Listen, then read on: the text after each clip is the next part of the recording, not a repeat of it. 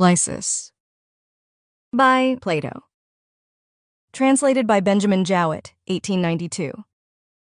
Persons of the dialogue: Socrates, who is the narrator, Menexenus, Hippothales, Lysis, Ctesippus. Scene: a newly erected palaestra outside the walls of Athens. I was going from the academy straight to the Lyceum, intending to take the outer road, which is close under the wall.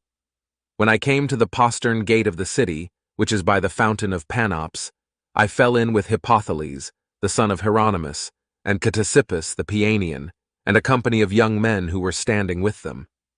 Hippothales, seeing me approach, asked whence I came and whither I was going.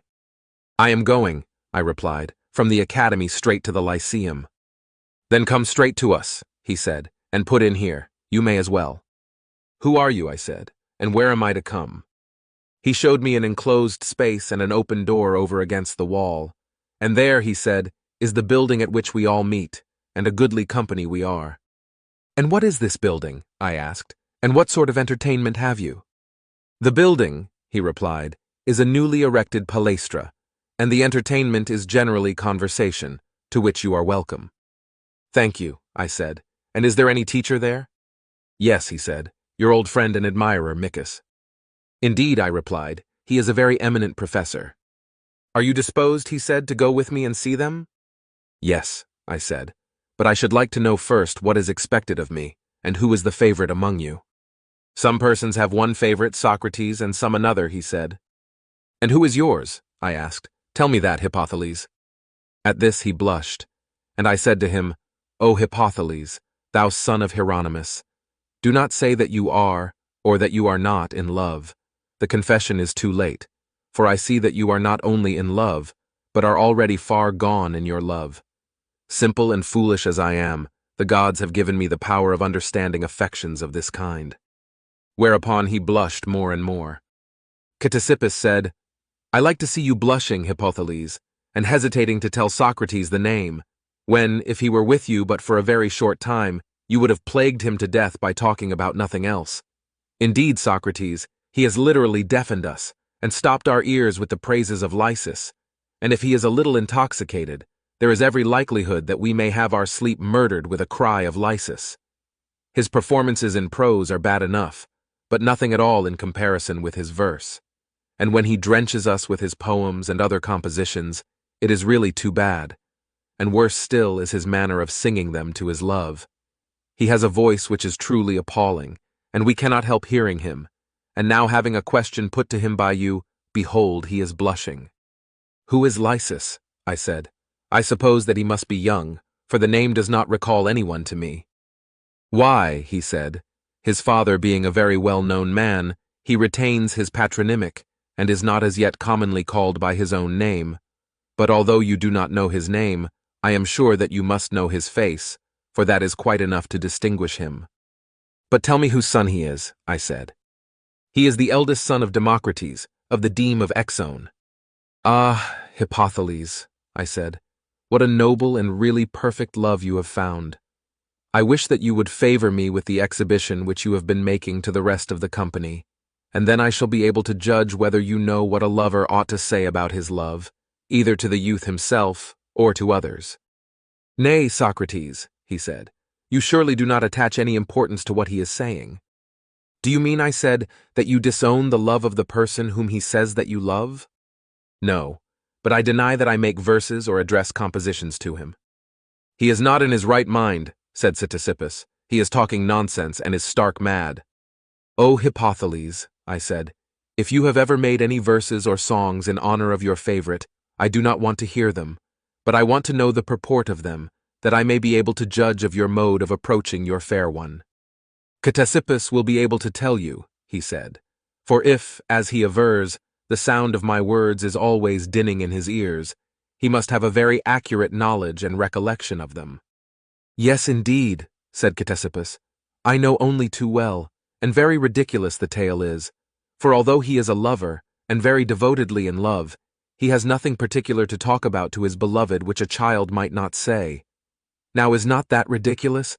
He can only speak of the wealth of Democritus, which the whole city celebrates, and grandfather Lysis, and the other ancestors of the youth, and their stud of horses, and their victory at the Pythian Games, and at the Isthmus, and at Nemea with 4 horses and single horses. These are the tales which he composes and repeats. And there is greater twaddle still. Only the day before yesterday he made a poem in which he described the entertainment of Heracles, who was a connection of the family, setting forth how in virtue of this relationship he was hospitably received by an ancestor of Lysis. This ancestor was himself begotten of Zeus, by the daughter of the founder of the deme. And these are the sort of old wives' tales which he sings and recites to us, and we are obliged to listen to him. When I heard this, I said, "O ridiculous Hippothales, how can you be making and singing hymns in honor of yourself before you have won?" "But my songs and verses," he said, "are not in honor of myself, Socrates." "You think not?" I said. "Nay, but what do you think?" he replied. "Most assuredly," I said, "those songs are all in your own honor, for if you win your beautiful love, your discourses and songs will be a glory to you, and may be truly regarded as hymns of praise composed in honor of you who have conquered and won such a love. But if he slips away from you, the more you have praised him, the more ridiculous you will look at having lost this fairest and best of blessings.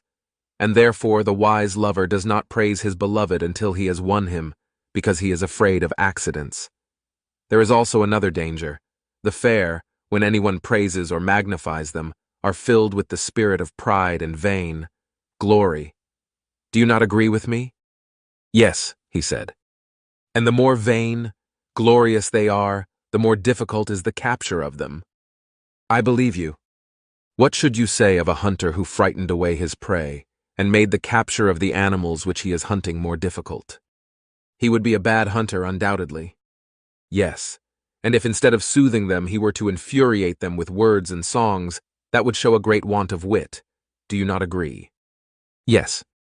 And now reflect, Hippothales, and see whether you are not guilty of all these errors in writing poetry. For I can hardly suppose that you will affirm a man to be a good poet who injures himself by his poetry." "Assuredly not," he said. "Such a poet would be a fool.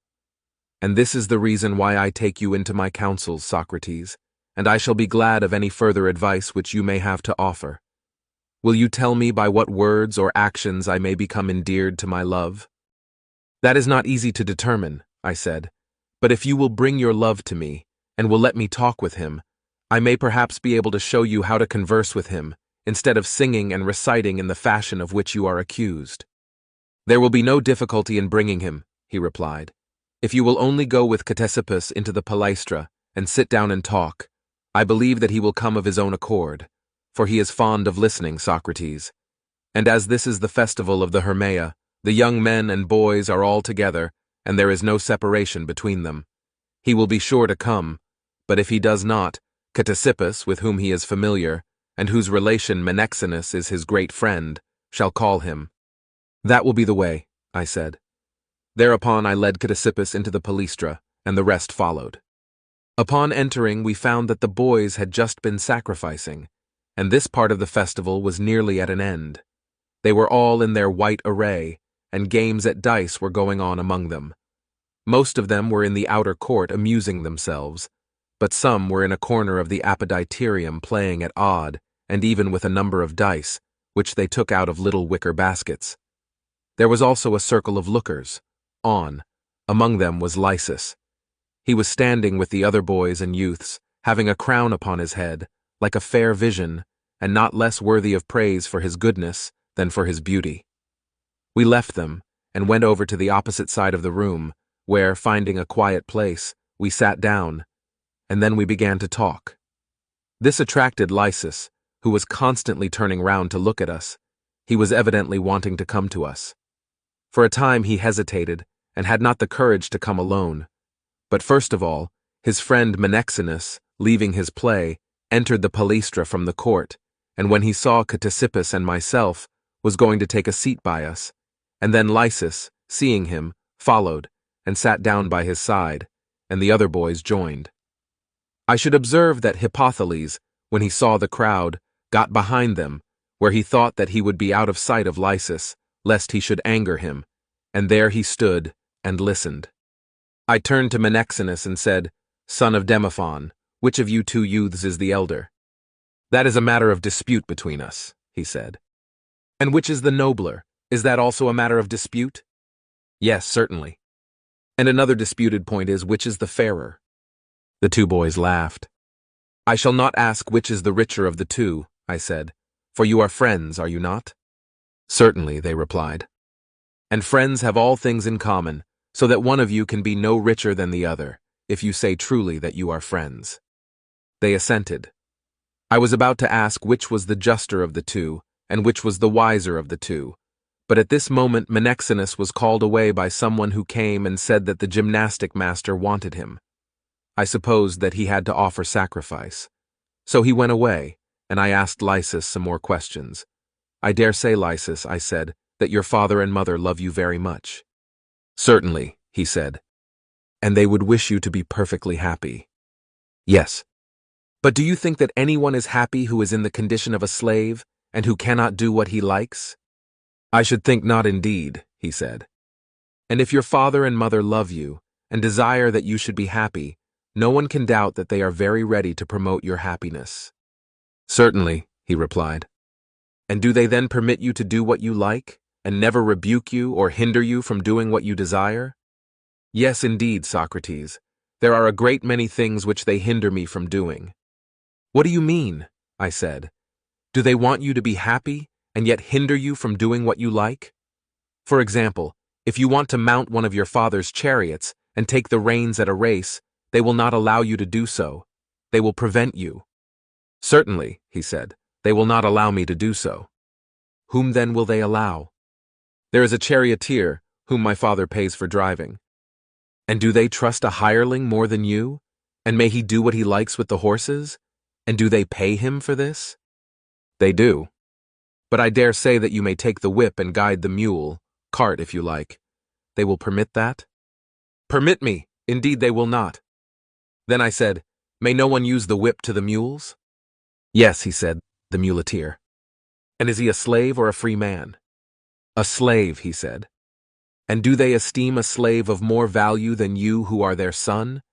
And do they entrust their property to him rather than to you, and allow him to do what he likes when they prohibit you? Answer me now. Are you your own master, or do they not even allow that? Nay, he said, of course they do not allow it. Then you have a master? Yes, my tutor, there he is. And is he a slave? To be sure, he is our slave, he replied. Surely, I said, this is a strange thing, that a free man should be governed by a slave. And what does he do with you? He takes me to my teachers. You do not mean to say that your teachers also rule over you? Of course they do. Then I must say that your father is pleased to inflict many lords and masters on you. But at any rate, when you go home to your mother, she will let you have your own way, and will not interfere with your happiness. Her wool, or the piece of cloth which she is weaving, are at your disposal. I am sure that there is nothing to hinder you from touching her wooden spathe, or her comb, or any other of her spinning implements. Nay, Socrates, he replied, laughing. Not only does she hinder me, but I should be beaten if I were to touch one of them. Well, I said, this is amazing. And did you ever behave ill to your father or your mother? No, indeed, he replied. But why then are they so terribly anxious to prevent you from being happy and doing as you like, keeping you all day long in subjection to another, and in a word, doing nothing which you desire, so that you have no good, as would appear, out of their great possessions, which are under the control of anybody rather than of you, and have no use of your own fair person, which is tended and taken care of by another, while you, Lysis, are master of nobody and can do nothing? Why, he said, Socrates, the reason is that I am not of age. I doubt whether that is the real reason, I said, for I should imagine that your father Democritus and your mother do permit you to do many things already, and do not wait until you are of age. For example, if they want anything read or written, you, I presume, would be the first person in the house who is summoned by them. Very true. And you would be allowed to write or read the letters in any order which you please, or to take up the lyre and tune the notes, and play with the fingers, or strike with the plectrum, exactly as you please, and neither father nor mother would interfere with you. That is true, he said. Then what can be the reason, Lysis, I said, why they allow you to do the one and not the other? I suppose, he said, because I understand the one and not the other. Yes, my dear youth, I said, the reason is not any deficiency of years, but a deficiency of knowledge, and whenever your father thinks that you are wiser than he is, he will instantly commit himself and his possessions to you. I think so. I said, and about your neighbor too, does not the same rule hold as about your father? If he is satisfied that you know more of housekeeping than he does, will he continue to administer his affairs himself, or will he commit them to you? I think that he will commit them to me. Will not the Athenian people too entrust their affairs to you when they see that you have wisdom enough to manage them? Yes. And oh, let me put another case, I said. There is the great king, and he has an eldest son, who is the prince of Asia.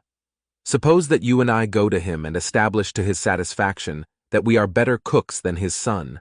Will he not entrust to us the prerogative of making soup and putting in anything that we like while the pot is boiling, rather than to the prince of Asia, who is his son?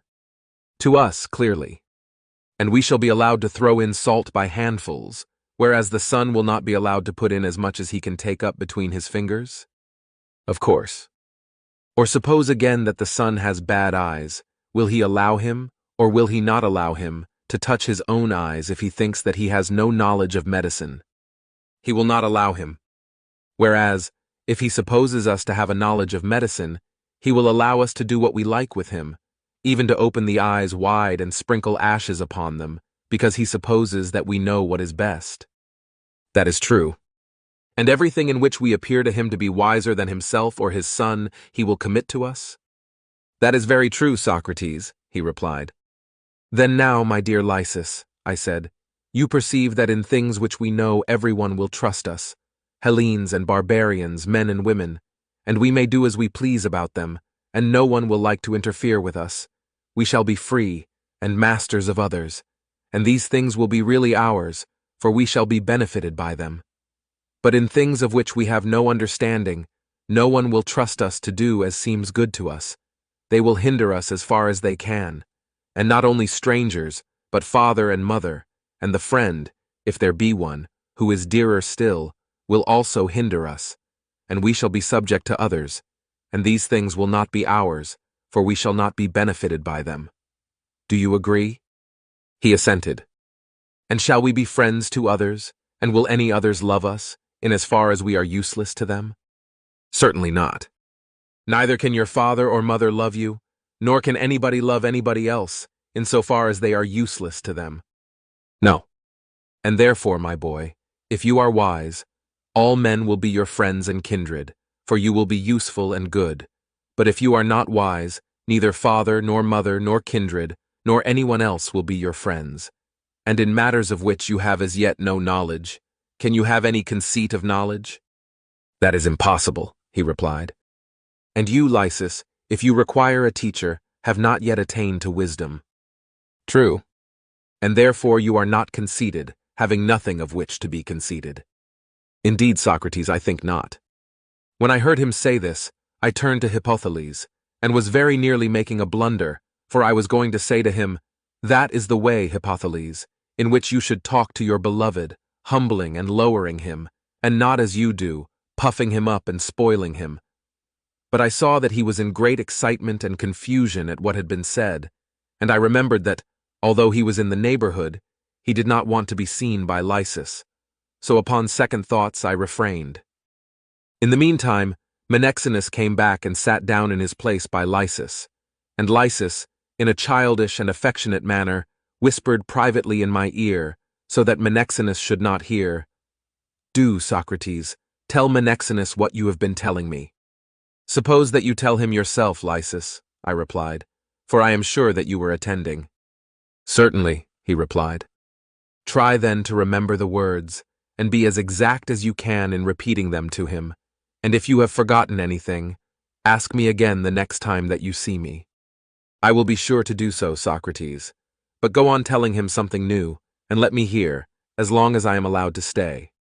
I certainly cannot refuse, I said, since you ask me.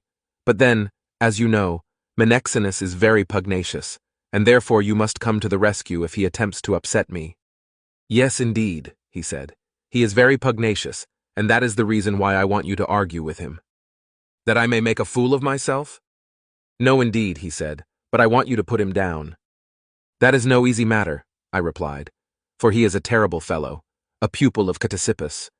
And there is Ctesippus himself. Do you see him? Never mind, Socrates, you shall argue with him. Well, I suppose that I must, I replied. Hereupon Ctesippus complained that we were talking in secret and keeping the feast to ourselves. I shall be happy, I said, to let you have a share. Here is Lysis, who does not understand something that I was saying, and wants me to ask Menexenus, who, as he thinks, is likely to know. And why do you not ask him? He said. Very well, I said, I will. And do you, Menexenus, answer. But first I must tell you that I am one who from my childhood upward have set my heart upon a certain thing. All people have their fancies. Some desire horses and others dogs, and some are fond of gold and others of honor.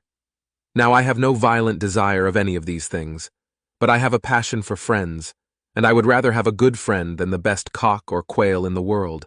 I would even go further, and say the best horse or dog. Yea, by the dog of Egypt, I should greatly prefer a real friend to all the gold of Darius, or even to Darius himself. I am such a lover of friends as that. And when I see you and Lysis, at your early age, so easily possessed of this treasure, and so soon, he of you, and you of him, I am amazed and delighted, seeing that I myself, although I am now advanced in years, am so far from having made a similar acquisition, that I do not even know in what way a friend is acquired. But want to ask you a question about this, for you have experience. Tell me then, when one loves another, is the lover or the beloved the friend, or may either be the friend? Either may, I should think, be the friend of either. Do you mean, I said, that if only one of them loves the other, they are mutual friends? Yes, he said, that is my meaning. But what if the lover is not loved in return, which is a very possible case? Yes. Or is, perhaps, even hated, which is a fancy which sometimes is entertained by lovers respecting their beloved. Nothing can exceed their love, and yet they imagine either that they are not loved in return, or that they are hated. Is not that true? Yes, he said, quite true. In that case, the one loves and the other is loved? Yes. Then which is the friend of which? Is the lover the friend of the beloved, whether he be loved in return, or hated? Or is the beloved the friend? Or is there no friendship at all on either side, unless they both love one another? There would seem to be none at all. Then this notion is not in accordance with our previous one. We were saying that both were friends, if one only loved, but now, unless they both love, neither is a friend. That appears to be true. Then nothing which does not love in return is beloved by a lover? I think not. Then they are not lovers of horses, whom the horses do not love in return, nor lovers of quails, nor of dogs, nor of wine, nor of gymnastic exercises, who have no return of love, no, nor of wisdom, unless wisdom loves them in return. Or shall we say that they do love them, although they are not beloved by them, and that the poet was wrong who sings, "Happy the man to whom his children are dear, and steeds having single hooves, and dogs of chase, and the stranger of another land." I do not think that he was wrong. You think that he is right? Yes. Then, Menexenus, the conclusion is that what is beloved, whether loving or hating, may be dear to the lover of it. For example, very young children, too young to love, or even hating their father or mother when they are punished by them, are never dearer to them than at the time when they are being hated by them. I think that what you say is true. And if so, not the lover but the beloved is the friend or dear one. Yes. And the hated one and not the hater is the enemy? Clearly. Then many men are loved by their enemies, and hated by their friends, and are the friends of their enemies, and the enemies of their friends. Yet how absurd, my dear friend, or indeed impossible, is this paradox of a man being an enemy to his friend, or a friend to his enemy. I quite agree, Socrates, in what you say. But if this cannot be, the lover will be the friend of that which is loved. True. And the hater will be the enemy of that which is hated? Certainly. Yet we must acknowledge in this, as in the preceding instance, that a man may be the friend of one who is not his friend, or who may be his enemy, when he loves that which does not love him, or which even hates him. And he may be the enemy of one who is not his enemy, and is even his friend. For example, when he hates that which does not hate him, or which even loves him. That appears to be true. But if the lover is not a friend, nor the beloved a friend, nor both together, what are we to say? Whom are we to call friends to one another? Do any remain? Indeed, Socrates, I cannot find any. But, O Menexenus, I said, may we not have been altogether wrong in our conclusions? I am sure that we have been wrong, Socrates, said Lysis. And he blushed as he spoke, the words seeming to come from his lips involuntarily, because his whole mind was taken up with the argument. There was no mistaking his attentive look while he was listening. I was pleased at the interest which was shown by Lysis, and I wanted to give Menexenus a rest. So I turned to him and said, I think, Lysis, that what you say is true, and that if we had been right, we should never have gone so far wrong. Let us proceed no further in this direction, for the road seems to be getting troublesome, but take the other path into which we turned, and see what the poets have to say. For they are to us in a manner the fathers and authors of wisdom, and they speak of friends in no light or trivial manner, but God himself, as they say, makes them and draws them to one another. And this they express, if I am not mistaken, in the following words.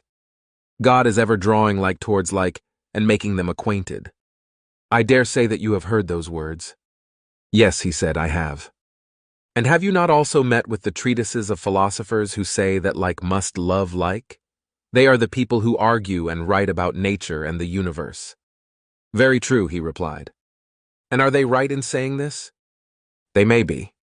Perhaps, I said, about half, or possibly altogether right, if their meaning were rightly apprehended by us. For the more a bad man has to do with a bad man, and the more nearly he is brought into contact with him, the more he will be likely to hate him, for he injures him. An injurer and injured cannot be friends. Is not that true? Yes, he said. Then one half of the saying is untrue, if the wicked are like one another? That is true. But the real meaning of the saying, as I imagine, is that the good are like one another, friends to one another, and that the bad, as is often said of them, are never at unity with one another or with themselves, for they are passionate and restless, and anything which is at variance and enmity with itself is not likely to be in union or harmony with any other thing. Do you not agree? Yes, I do. Then, my friend, those who say that the like is friendly to the like mean to intimate, if I rightly apprehend them, that the good only is the friend of the good, and of him only, but that the evil never attains to any real friendship, either with good or evil. Do you agree? He nodded assent. Then now we know how to answer the question, who are friends? For the argument declares that the good are friends. Yes, he said, that is true. Yes, I replied, and yet I am not quite satisfied with this answer. By heaven, and shall I tell you what I suspect? I will. Assuming that like, inasmuch as he is like, is the friend of like and useful to him, or rather, let me try another way of putting the matter. Can like do any good or harm to like which he could not do to himself, or suffer anything from his like which he would not suffer from himself? And if neither can be of any use to the other, how can they be loved by one another? Can they now? They cannot. And can he who is not loved be a friend? Certainly not. But say that the like is not the friend of the like in so far as he is like. Still the good may be the friend of the good in so far as he is good? True. But then again, will not the good, in so far as he is good, be sufficient for himself? Certainly he will. And he who is sufficient wants nothing. That is implied in the word sufficient. Of course not. And he who wants nothing will desire nothing? He will not. Neither can he love that which he does not desire? He cannot. And he who not is not a lover of friend? Clearly not. What place then is there for friendship, If, when absent, good men have no need of one another, for even when alone they are sufficient for themselves, and when present have no use of one another. How can such persons ever be induced to value one another? They cannot. And friends they cannot be unless they value one another? Very true. But see now, Lysis, whether we are not being deceived in all this, are we not indeed entirely wrong? How so? He replied. Have I not heard someone say, as I just now recollect, that the like is the greatest enemy of the like, the good of the good? Yes, and he quoted the authority of Hesiod, who says, Potter quarrels with potter, hard with bard, beggar with beggar. And of all other things he affirmed, in like manner, that of necessity the most like are most full of envy, strife, and hatred of one another, and the most unlike of friendship. For the poor man is compelled to be the friend of the rich, and the weak requires the aid of the strong, and the sick man of the physician, and everyone who is ignorant has to love and court him who knows. And indeed he went on to say in grandiloquent language that the idea of friendship existing between similars is not the truth, but the very reverse of the truth, and that the most opposed are the most friendly, for that everything desires not like but that which is most unlike. For example, the dry desires the moist, the cold the hot, the bitter the sweet, the sharp the blunt, the void the full the void, and so of all other things, for the opposite is the food of the opposite, whereas like receives nothing from like. And I thought that he who said this was a charming man, and that he spoke well. What do the rest of you say? I should say at first hearing that he is right, said Menexenus. Then we are to say that the greatest friendship is of opposites? Exactly. Yes, Menexenus, but will not that be a monstrous answer? And will not the all-wise eristics be down upon us in triumph, and ask, fairly enough, whether love is not the very opposite of hate? And what answer shall we make to them? Must we not admit that they speak the truth? We must. They will then proceed to ask whether the enemy is the friend of the friend, or the friend of the enemy. Neither, he replied. Well, but is a just man the friend of the unjust, or the temperate of the intemperate, or the good of the bad? I do not see how that is possible. And yet, I said, if friendship goes by contraries, the contraries must be friends. They must. Then neither like and unlike are friends. I suppose not. And yet there is a further consideration. May not all these notions of friendship be erroneous? But may not that which is neither good nor evil still in some cases be the friend of the good? How do you mean? He said. Why really, I said. The truth is that I do not know. But my head is dizzy with thinking of the argument, and therefore I hazard the conjecture that the beautiful is the friend, as the old proverb says. Beauty is certainly a soft, smooth, slippery thing, and therefore of a nature which easily slips in and permeates our souls. For I affirm that the good is the beautiful. You will agree to that? Yes. This I say from a sort of notion that what is neither good nor evil is the friend of the beautiful and the good, and I will tell you why I am inclined to think so. I assume that there are three principles: the good, the bad, and that which is neither good nor bad. You would agree, would you not? I agree. And neither is the good the friend of the good, nor the evil of the good, nor the good of the evil. These alternatives are excluded by the previous argument, and therefore, if there be such a thing as friendship or love at all, we must infer that what is neither good nor evil must be the friend, either of the good or of that which is neither good nor evil, for nothing can be the friend of the bad. True. But neither can like be the friend of like, as we were just now saying. True. And if so, that which is neither good nor evil can have no friend which is neither good nor evil. Clearly not. Then the good alone is the friend of that only which is neither good nor evil. That may be assumed to be certain. And does not this seem to put us in the right way? Just remark that the body which is in health requires neither medical nor any other aid, but is well enough, and the healthy man has no love of the physician because he is in health. He has none.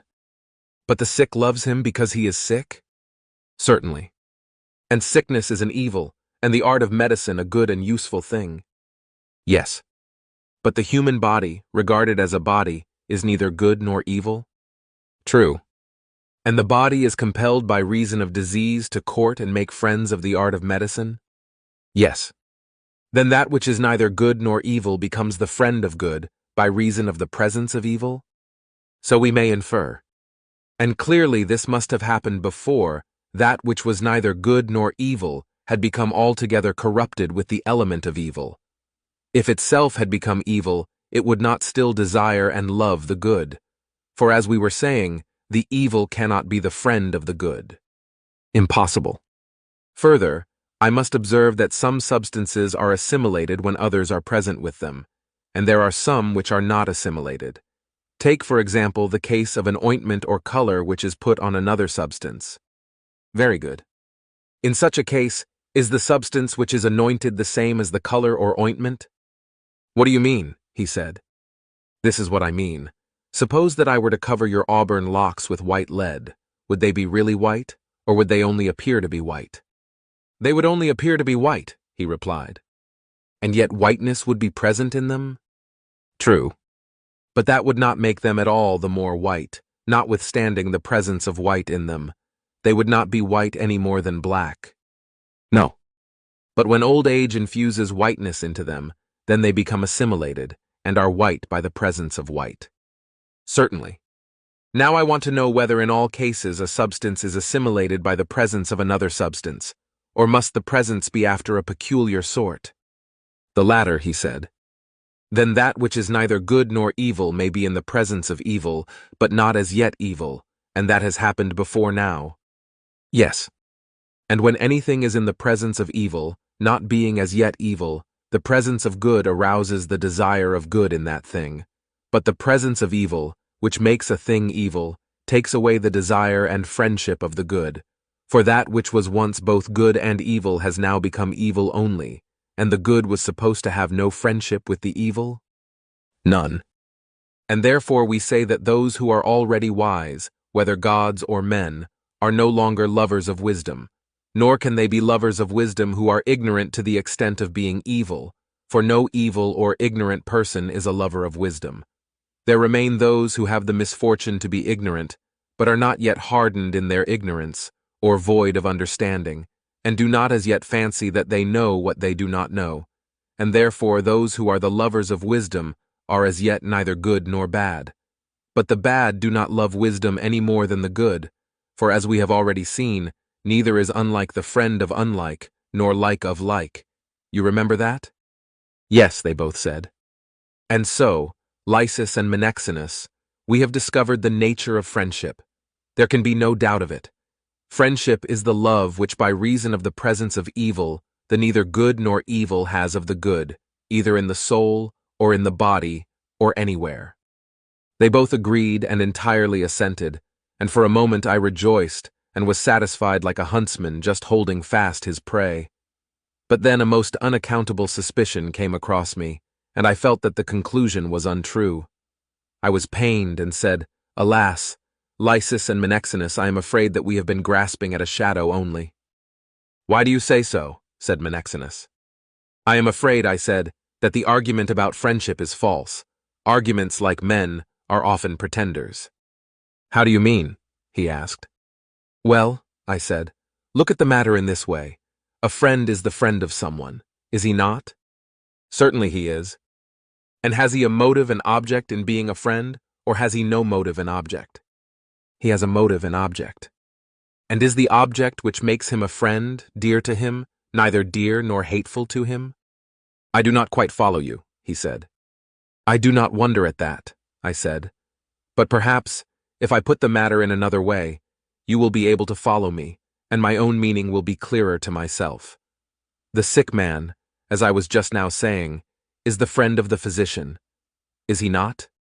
Yes. And he is the friend of the physician because of disease and for the sake of health? Yes. And disease is an evil? Certainly. And what of health? I said. Is that good or evil or neither? Good, he replied. And we were saying, I believe, that the body being neither good nor evil because of disease, that is to say, because of evil, is the friend of medicine, and medicine is a good, and medicine has entered into this friendship for the sake of health, and health is a good. True. And is health a friend or not a friend? A friend. And disease is an enemy? Yes.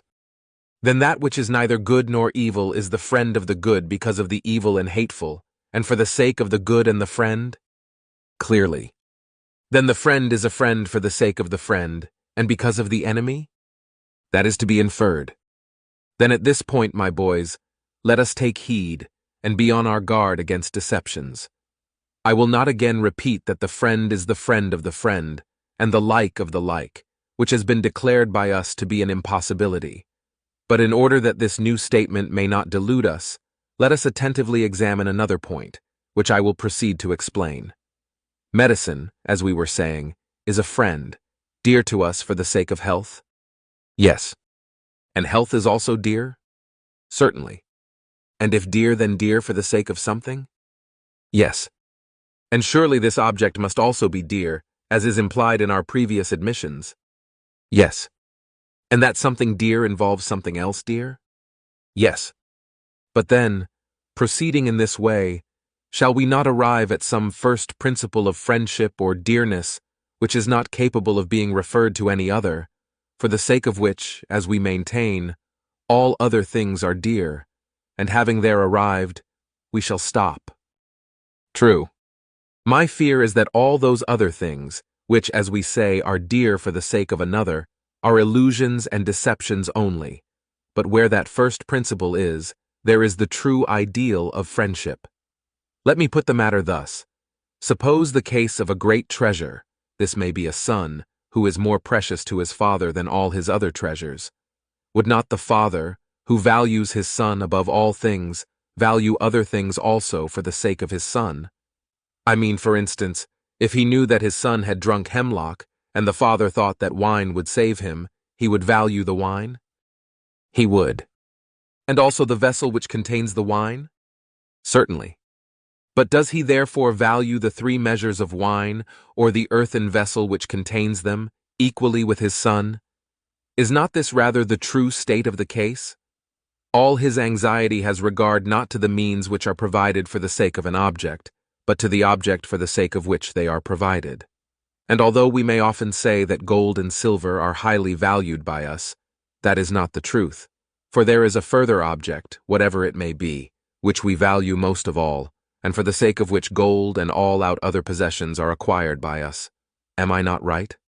Yes, certainly. And may not the same be said of the friend?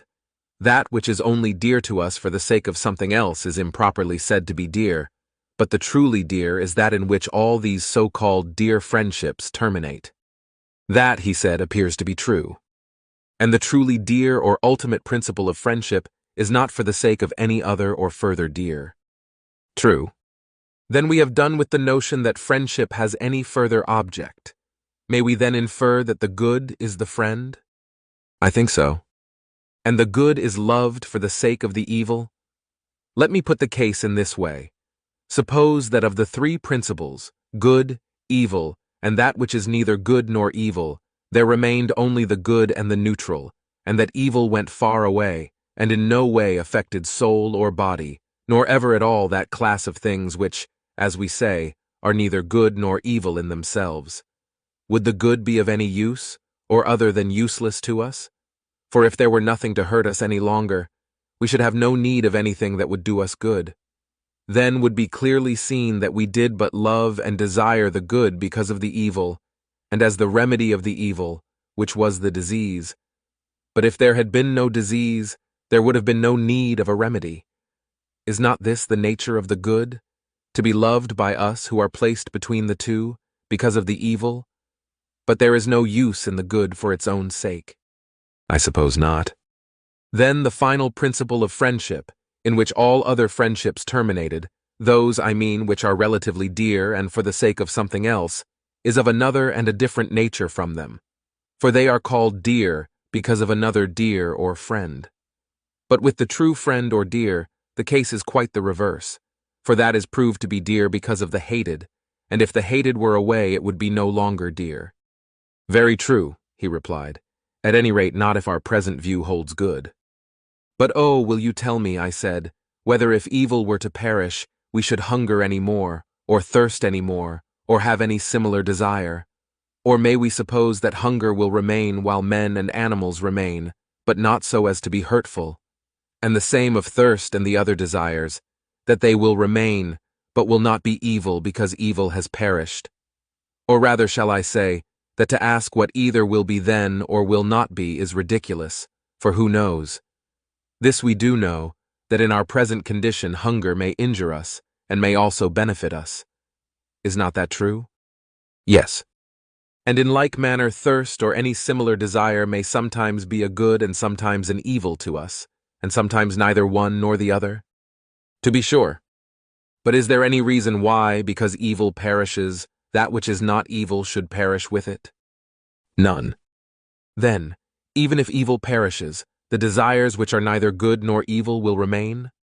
Clearly they will. And must not a man love that which he desires and affects? He must. Then, even if evil perishes, there may still remain some elements of love or friendship? Yes. But not if evil is the cause of friendship, for in that case nothing will be the friend of any other thing after the destruction of evil, for the effect cannot remain when the cause is destroyed. True. And have we not admitted already that the friend loves something for a reason? And at the time of making the admission, we were of opinion that the neither good nor evil loves the good because of the evil? Very true. But now our view is changed, and we conceive that there must be some other cause of friendship. I suppose so. May not the truth be rather, as we were saying just now, that desire is the cause of friendship, for that which desires is dear to that which is desired at the time of desiring it?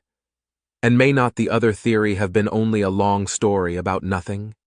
Likely enough. But surely, I said, he who desires that of which he is in want. Yes. And that of which he is in want is dear to him? True. And he is in want of that of which he is deprived? Certainly. Then love and desire and friendship would appear to be of the natural or congenial. Such, Lysis and Menexenus, is the inference. They assented. Then if you are friends, you must have natures which are congenial to one another. Certainly, they both said. And I say, my boys, that no one who loves or desires another would ever have loved or desired or affected him if he had not been in some way congenial to him, either in his soul, or in his character, or in his manners, or in his form. Yes, yes, said Menexenus, but Lysis was silent. Then I said, the conclusion is that what is of a congenial nature must be loved. It follows, he said. Then the lover, who is true and no counterfeit, must of necessity be loved by his love. Lysis and Menexenus gave a faint assent to this, and Hippothales changed into all manner of colors with delight. Here, intending to revise the argument, I said, can we point out any difference between the congenial and the like? For if that is possible, then I think, Lysis and Menexenus, there may be some sense in our argument about friendship. But if the congenial is only the like, how will you get rid of the other argument, of the uselessness of like to like in as far as they are like? For to say that what is useless is dear would be absurd. Suppose, then, that we agree to distinguish between the congenial and the like, in the intoxication of argument that may perhaps be allowed. Very true. And shall we further say that the good is congenial, and the evil uncongenial to everyone? Or again that the evil is congenial to the evil, and the good to the good, and that which is neither good nor evil to that which is neither good nor evil? They agreed to the latter alternative. Then, my boys, we have again fallen into the old discarded error, for the unjust will be the friend of the unjust, and the bad of the bad, as well as the good of the good. That appears to be the result.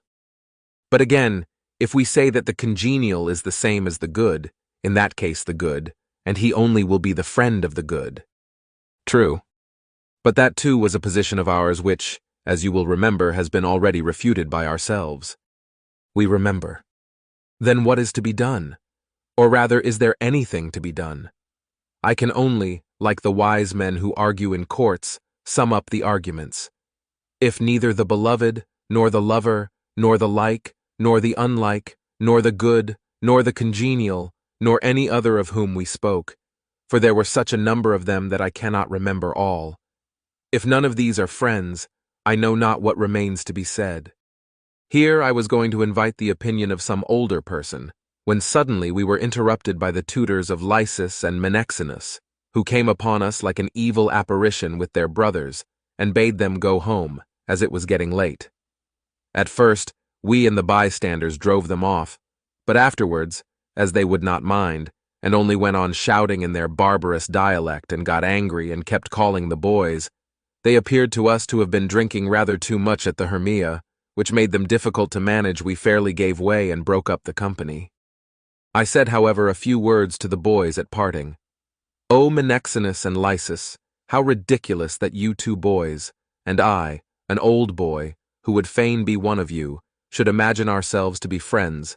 This is what the bystanders will go away and say, and as yet we have not been able to discover what is a friend.